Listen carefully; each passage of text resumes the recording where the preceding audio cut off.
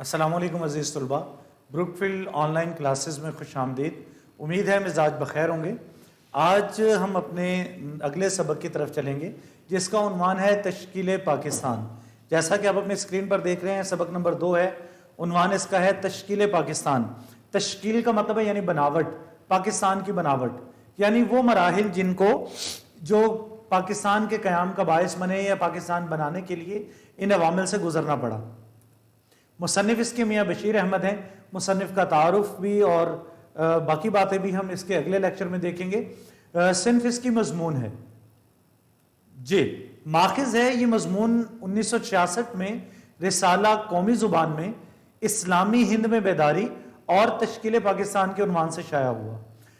عزیز طلباء، پہلے ہم جب بھی سبق کو پڑھتے ہیں تو ہم پہلے سبق کی ریڈنگ کرتے ہیں، اس کی پڑھائی کرتے ہیں، پھر اس کے اندر موجود توضیحات، تفصیلات کے اوپر بات کرتے ہیں یا ان کو بیان کرتے ہیں۔ لیکن یہ وہ واحد چیپٹر ہے جس کو ہمیں پڑھنے سے پہلے اس کی توضیحات کو، اس کے اندر بیان کی گئی باتوں کو بیان کرنا پڑے گا، ورنہ ہمیں یہ چیپٹر جو ہے وہ سمجھنے میں بہت دشواری پیش آئے گی۔ اب اگر ہم اس سبق کو آپ اپنی کتابیں سامنے رکھتے ہوئے دیکھیں، جو الفاظ یہاں پر میں پیش کر رہا ہوں ان الفاظ کو آپ ہائی لائٹ کرتے جائیں اور پھر اس کے ساتھ ساتھ ان کی ڈیٹیلز جو ہیں آپ کاپی کرتے جائیں، انہیں لکھتے جائیں۔ جی سب سے پہلے لفظ آتا ہے اورنگزیب عالمگیر۔ اورنگزیب عالمگیر کون تھا؟ یہ چھٹا مغل حکمران تھا جس نے نصف صدی 1658 سے 1707 1658 سے 1707 تک ہندوستان پر تقریباً 50 سال ہندوستان پر حکومت کی اور بہترین نظام سلطنت قائم کر کے اسلامی حکومت کی تشکیل کی۔ اس کے بعد اگلا پوائنٹ ہے شاہ ولی اللہ۔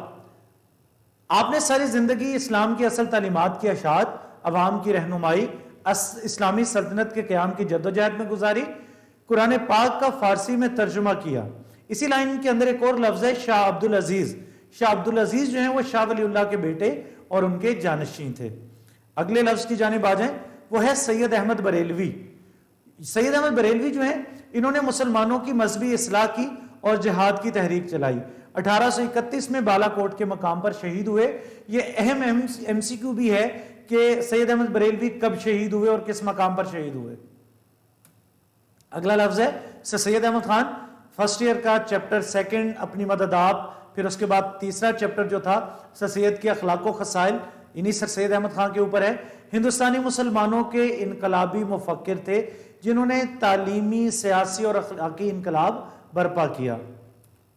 جی نیکسٹ لفظ آ جاتا ہے اس میں فرائضی تحریک۔ بنگال میں حاجی شریعت اللہ کی جاری کردہ تحریک جس کا مرکزی نقطہ یہ تھا کہ نماز، روزہ، زکوٰۃ، حج کے فرائض کو پابندی سے ادا کیا جائے، ہندو ذمہ داروں کے خلاف کسانوں کی حمایت کی، ان کے صاحبزادے میاں محسن عرف دودھو میاں نے اس تحریک کو انقلابی رنگ دے دیا تھا۔ اگلا لفظ اس میں آ جاتا ہے علی گڑھ کالج۔ علی گڑھ کے مقام پر 1877 میں قائم ہوا تعلیمی ادارہ جو پہلے MAO اسکول، MAO اسکول مطلب مسلم اینگلو اورینٹل اسکول، 1875 تھا۔ 1921 میں یہی کالج مسلم یونیورسٹی کے درجے تک پہنچا۔ بیٹا اس چیپٹر کے اندر تقریباً آپ اپنے مطالعہ پاکستان کی تاریخ جو ہے اس میں پہلے 2 اسباق تقریباً جو ہے وہ آپ اس میں ہی پڑھ لیں گے۔ جی اس کے بعد اگلا لفظ آتا ہے جو وضاحت طلب ہے، وہ ہے زندہ دلانے پنجاب۔ سر سید 4 مرتبہ پنجاب کے دورے پر آئے۔ اہل پنجاب نے علی گڑھ کے لیے دل کھول کر چندہ دیا۔ اس ایثار اور وسیع القلبی سے متاثر ہو کر سر سید نے انہیں یہ لقب دیا تھا۔ اس سے اگلا لفظ ہے رسالہ اسباب بغاوت ہند۔ یہ سر سید کا رسالہ ہے۔ 1857 میں انگریزی حکومت کے خلاف ہندوستانیوں کی بغاوت کے حوالے سے سر سید کا رسالہ جو 1859 میں شائع ہوا، جس میں انہوں نے سیاسی کونسلوں میں مقامی لوگوں کو شامل نہ کرنے سے جنگ آزادی کے واقع ہونے کی وجہ بتائی۔ یعنی اس میں انہوں نے 1857 کی بغاوت کے بارے میں انگریزوں کو یہ واضح کیا کہ یہ بغاوت صرف مسلمانوں کی طرف سے نہیں تھی، یہ مقامی لوگوں کی وجہ سے تھی۔ اور مقامی لوگوں نے کیوں بغاوت کی؟ کیونکہ آپ نے انہیں سیاسی نظام میں شامل نہیں کیا تھا۔ اس کے بعد اگلا لفظ ہے انڈین نیشنل کانگریس۔ 1885 میں قائم کردہ ہندوستان کی ایک سیاسی جماعت جو آہستہ آہستہ صرف ہندوؤں کی ترجمان بن کر رہ گئی تھی۔ چیپٹر میں اگر آپ اس لفظ کو دیکھیں گے تو اس کے آگے ایک جملہ بھی ہے کہ سر سید کی دور اندیشی نے دیکھ لیا تھا کہ یہ جماعت مسلمانوں کے لیے فائدے کا باعث نہیں ہے، تو اسی وجہ سے سر سید نے مسلمانوں کو اس سے دور رہنے کی تلقین بھی کی تھی۔ اس سے اگلا لفظ ہے مسدس حالی۔ جی یہ مسدس حالی جو ہے اس کے کچھ بند جو ہیں آپ کی نظم اسلامی مساوات کے اندر بھی شامل کیے گئے ہیں۔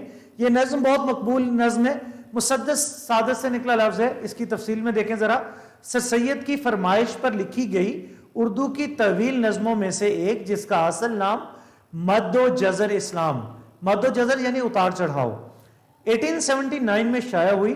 مسدس کا لفظ سادس سے بنا ہے جس کے معنی 6 کے ہیں۔ یہ ایسی نظم ہوتی ہے جس کے کئی بند ہوں اور ہر بند کے 6 مصرے ہوں، یعنی 3 شعر ہوں ہر بند کے اندر۔ اس نظم کے کل 456 بند تھے۔ یہ وہ نظم ہے جس کے بارے میں سر سید نے ایک تاریخی جملہ کہا تھا کہ جب خدا مجھ سے پوچھے گا کہ تو کیا لایا، یعنی تو نے دنیا میں کیا کمایا، تو میں کہوں گا کہ میں حالی سے مسدس لکھوا لایا۔ جی اگلا لفظ ہے انجمن حمایت اسلام۔ 24 ستمبر 1884 کو لاہور میں قائم کیا گیا ادارہ جس کا مقصد مسلمانوں کو تعلیمی اور سماجی طور پر ترقی کی راہ پر لانا تھا۔ اس سے اگلا لفظ ہے جدید علم الکلام۔ عقل کو ہر چیز پر مقدم رکھ کر دلائل اور قیاسات کے ذریعے سے کسی بات کو واضح کرنا۔ یہاں پر اشارہ سر سید اور ان کے نظریات کی جانب ہے۔ اس سے اگلا لفظ ہے دیوبند۔ قدیم دینی علوم کے احیاء اور رواج کے لیے قائم کیا جانے والا دارالعلوم جو 30 مئی 1867 کو قائم ہوا، اس کے بانیوں میں مولانا محمود الحسن، قاسم نانوتوی اور رشید احمد گنگوہی وغیرہ شامل تھے۔ جی اسے اگلا لفظ دیکھیں، وہ آ جاتا ہے ندوۃ العلماء۔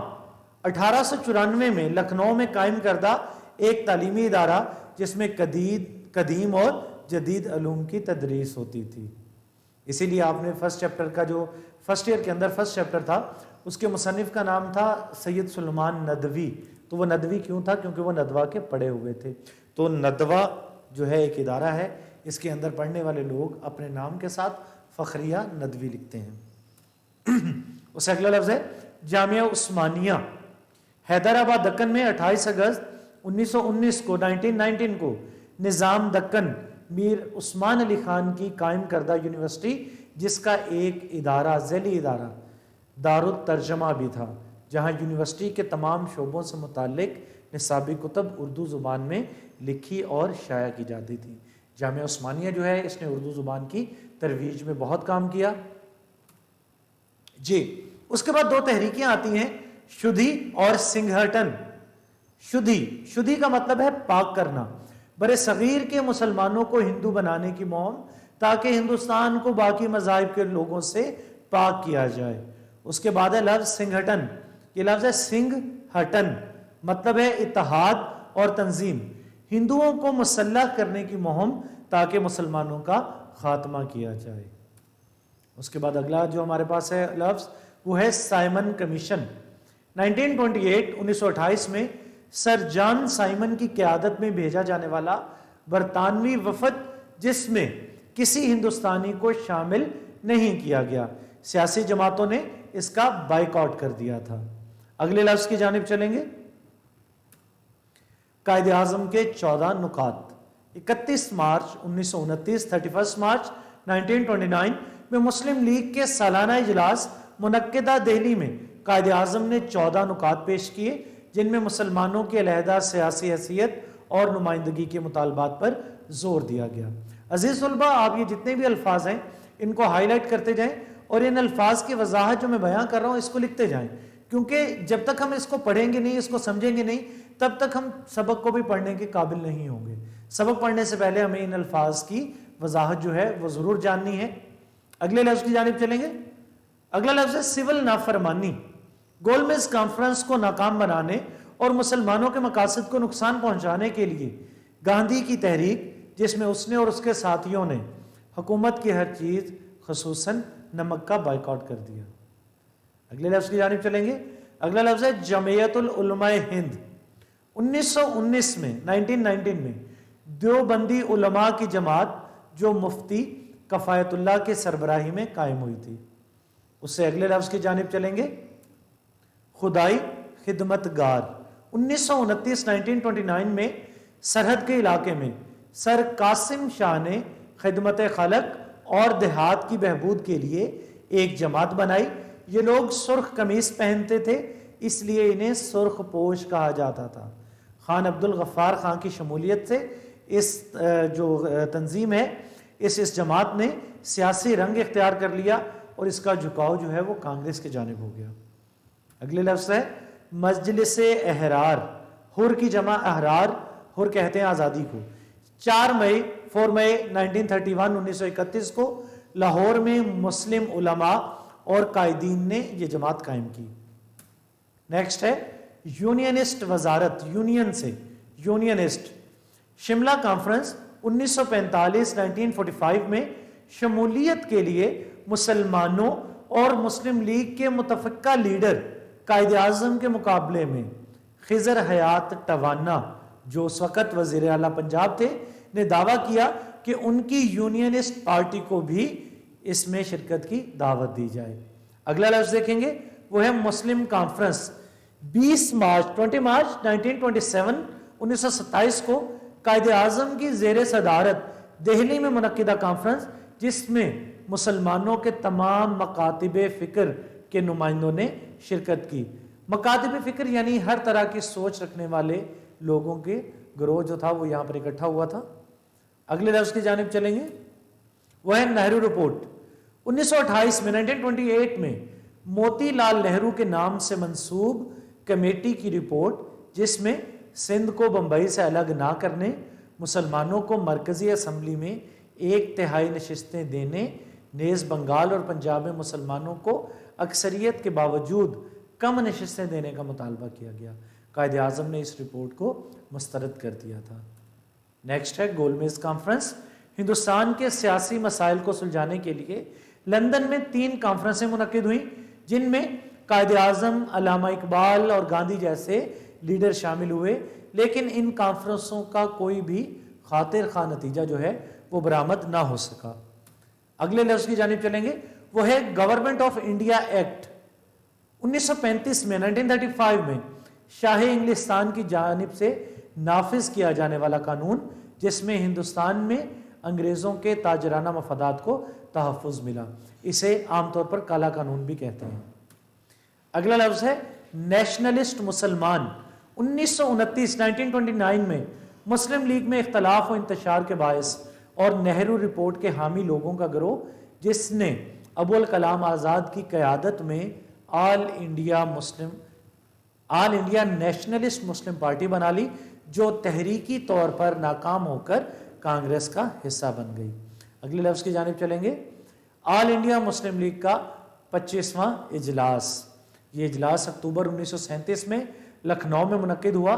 कांग्रेस ने 6 सूबों में जहां उनकी हुकूमत थी, तो तलबा जहन में रखेंगे कि पहले 6 सूबे थे, लेकिन 2 सूबों में और इनकी जो है हुकूमत बन गई दूसरी जमातों के साथ, कोलेशन के साथ, इत्तेहाद के साथ, तो 8 सूबों में इनकी हुकूमत थी और कुल हिंदुस्तान के उस वक़्त 11 सूबे थे।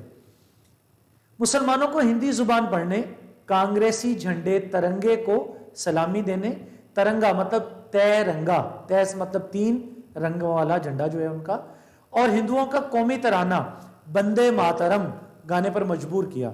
इस पर कायद आज़म ने ये इजलास बुलाया और मुसलमानों को मुत्तहिद होकर कांग्रेसी आमरीयत का मुकाबला करने की दावत दी। जी, अगला लफ्ज़ है शिमला कॉन्फ्रेंस। 25 जून 1945 को 25 जून 1945 को वायसराय की कोठी में कांग्रेस और मुस्लिम लीग में के इख्तलाफात ख़त्म कराने के लिए मुनक्किदा कॉन्फ्रेंस, जिसमें मुस्लिम लीग की क़यादत कायद आज़म और कांग्रेस की क़यादत अबुल कलाम आज़ाद कर रहे थे। ये कॉन्फ्रेंस नाकाम हो गई क्योंकि इसके एजेंडे में शामिल मसाइल पर कोई तस्फिया ना हो सका, यानी इसका कोई हल नहीं निकल सका। अगला लफ्ज़ आता है हमारे पास बरतानवी मजदूर हुकूमत, लेबर पार्टी की हुकूमत, जो 1945 1945 में बनी और इसने हिंदुस्तानी आज़ादी की हिमायत की। उसके बाद एक लफ्ज़ और है वजारती कमीशन, इसको कैबिनेट मिशन भी कहते हैं। 1946 में 1946 में बरतानवी काबीना के 3 वजीरों, ये 3 वज़रा के नाम यहाँ पर नहीं लिखे लेकिन जहन में रखेंगे, ये सर क्रिप्स, लॉर्ड पैथिक और सर एलेक्जेंडर थे, पर मुश्तमिल एक वफ्द हिंदुस्तान आया जिसका मकसद ये था कि बरतानवी हिंद और हिंदुस्तानी रियासतों की एक यूनियन बनाई जाए जिसके पास दिफा, अमूर खारजा और मवासलात के महकमे हों। सूबों को हिंदू और मुस्लिम अक्सरियत के मुताबिक तकसीम कर दिया जाए। जवाहरलाल नेहरू की हठधर्मी की बायस कैबिनेट मिशन नाकाम हो गया। तो जी तुलबा, यहाँ तक हमारा आज का जो है वो लेक्चर था। यहाँ पर आपने वो अल्फाज देखे जो कि इस सबक के अंदर वजाहत तलब हैं। मैं फिर से आपको एक बात की नसीहत कर रहा हूँ कि आप इन अल्फाज को हाईलाइट करें किताब पर देखते हुए और इन बातों को जो है नोट कर लें जो भी इन अल्फाज की वजाहतें हैं। जब हम नेक्स्ट लेक्चर के अंदर चैप्टर को पढ़ेंगे तो अगर हमें इन वजाहतों के बारे में नहीं इल्म तो चैप्टर हमें बिल्कुल भी समझ नहीं आएगा। चैप्टर को समझने के लिए आपको इन तमाम बातों को ज़हन नशी करना होगा। इंशाअल्लाह अगले लेक्चर में मुलाकात होगी। अल्लाह हाफिज़।